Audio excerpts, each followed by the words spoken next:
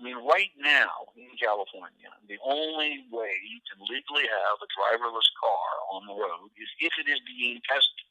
And the only way you can test it is if you have a test driver in the car capable of taking over.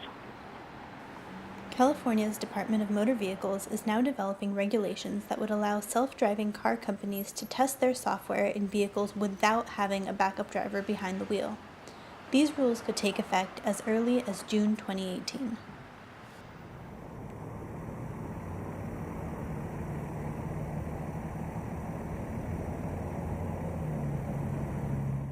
My name is Mark Rosekind, and I'm the Chief Safety Innovation Officer at Zoox. So what's important about our work in San Francisco is that if you can do autonomous driving in San Francisco, you're pretty good almost for the world. Our CEO, Tim, loves to say it's like a black diamond. You know, if you can do it there, except for snow, you're looking at, hills and weather and the complexity of pedestrians, bicyclists, motorcyclists, all the different cars, etc. If you can operate there, that's actually pretty hard. Consumer Watchdog thinks it's still too hard to try without backup drivers, and there are traffic environments around the world that may be a bit more complicated than San Francisco. We think that essentially the company are falling victim to the hype of what these cars may someday be able to do, rather than dealing with the reality as it now exists. So we think it is just simply too early to put these things out on the road without still having a human driver on board to monitor what's going on. And that's the challenge we have, is we want to get this right. We don't want to put something out there that's going to put the public in danger. But we also want to make sure we're finding that balance that if technologies or companies are ready to do this, we want to have that path available to them.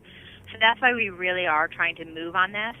So I think finding that balance between safety and making sure that innovation and technology is moving forward has been our challenge since day one.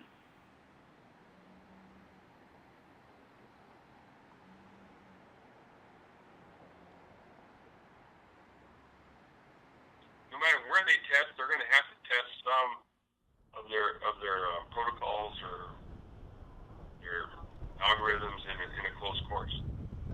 One of the tests that Honda has run is, can it see pedestrians crossing the street?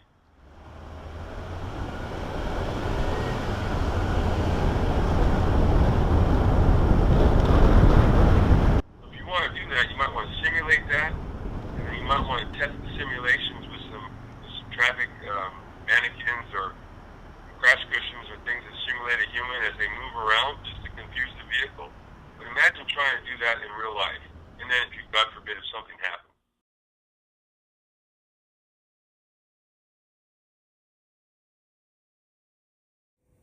But we can't accept what's going on now. And that's a little bit of what bugs me, frankly, is you can be all as cautious as you want about what's coming. Right now you should be screaming about, we will not accept what's happening with death and injuries on our roads today. What's going to be next? Got to have a safe path. I think everybody agrees with that. But we have to make sure that we don't slow down too much